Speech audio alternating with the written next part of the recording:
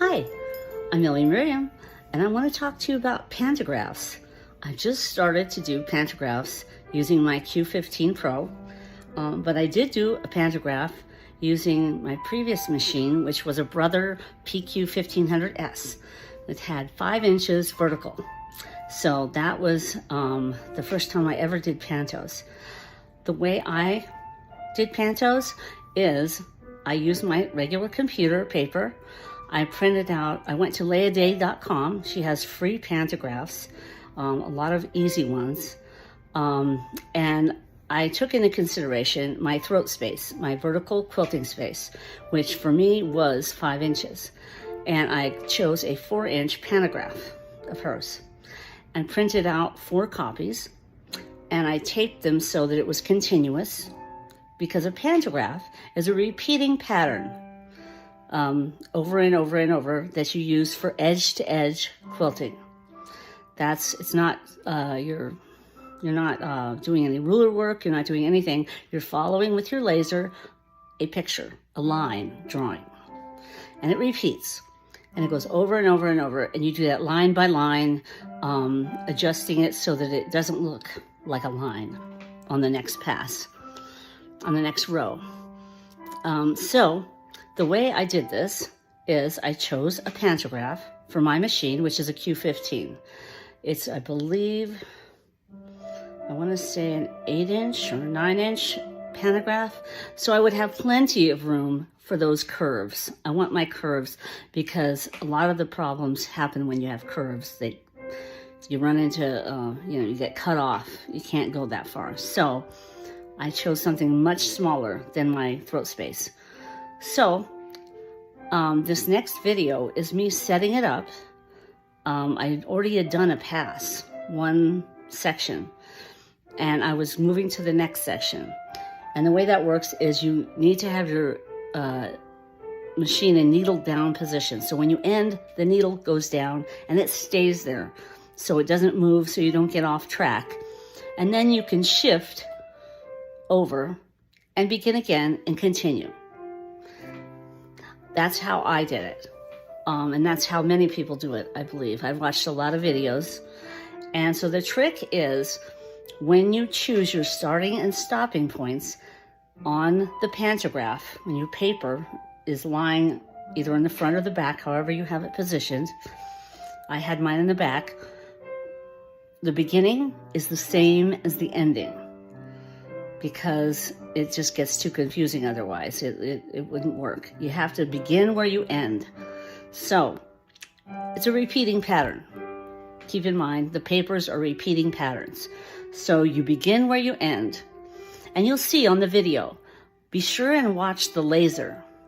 You can't really see what's going on the top of the quilt, but watch the laser light.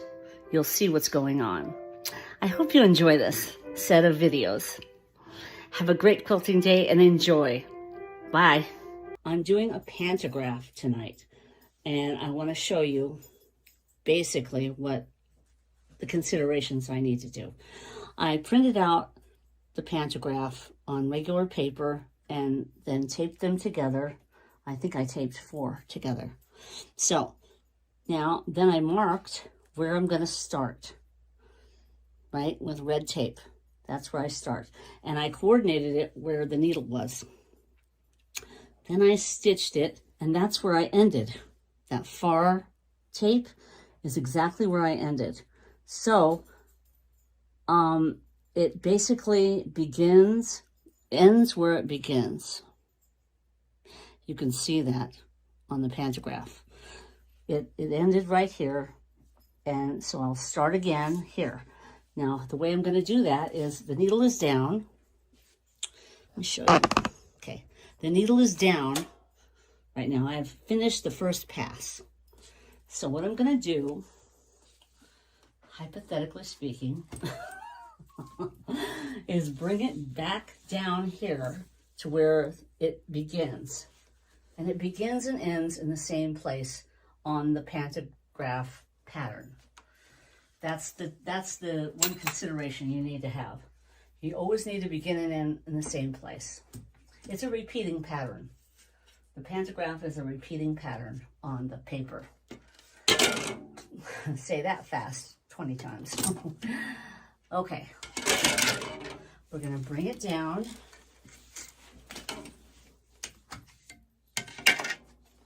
I'm keeping one clip on to keep it straight. Let's bring it down. Come on down. Oops. Okay. Keep it straight. Okay.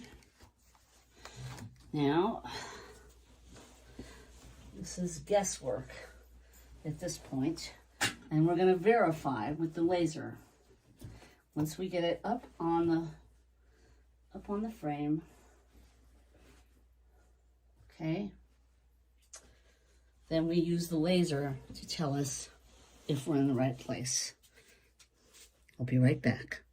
All right, as you can see, I have put the laser, this is the laser. Now I need it to be here. So I'm putting the laser right there. That is the right space, right there. That's where it needs to be. So I'm judging from that. I put my clamp down here and I go from there. This is the spot it needs to be in, right here.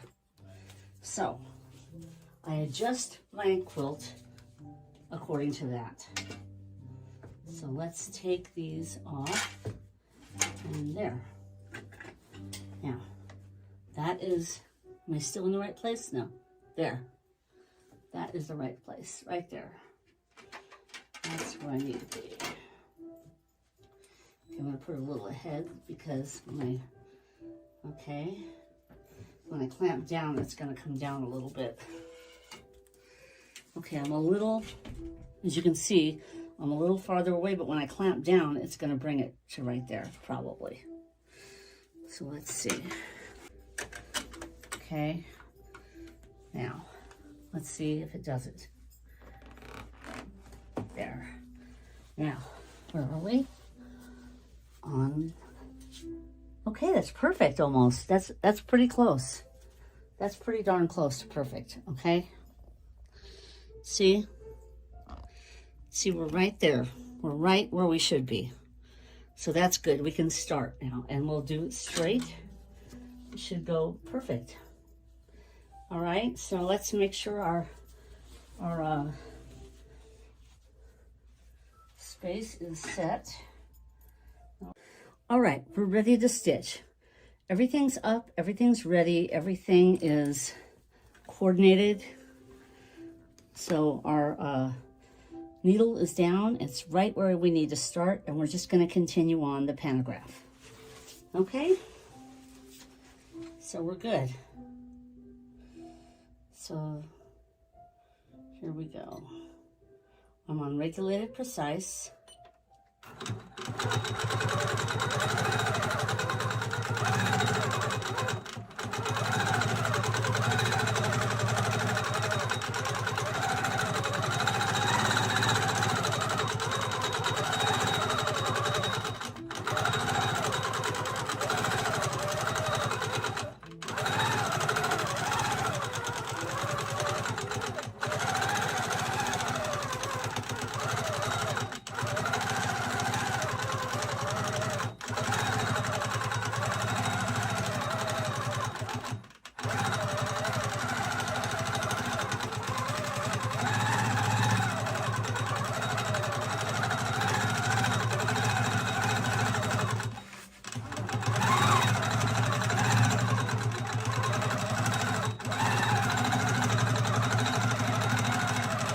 This pattern is super easy to follow. It's big enough where it doesn't, require a lot of precise movement.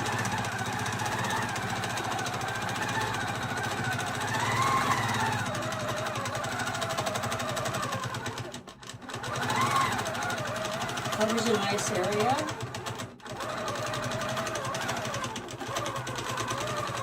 Of course, you have to pick a pantograph that is a size that your machine throat can handle. For instance, if you have 5 inches vertical, you don't want an 8-inch pantograph. pantograph, you want a 4-inch. So you have more than enough room.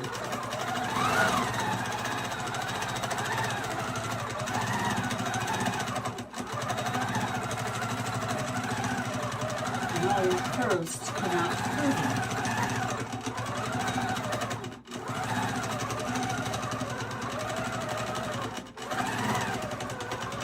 Feeling them at the end here.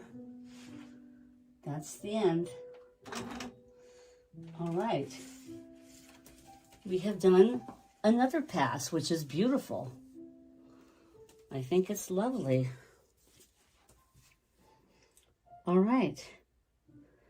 Good job. So what do? We bring it down to here. We take off the clips, except for the last one, pull it down to here, where the laser hits here, and we start again. It's that easy. I hope this has helped you with your pantograph adventures. Hope you have a great quilting day, and thanks for stopping by the Closet Quilter.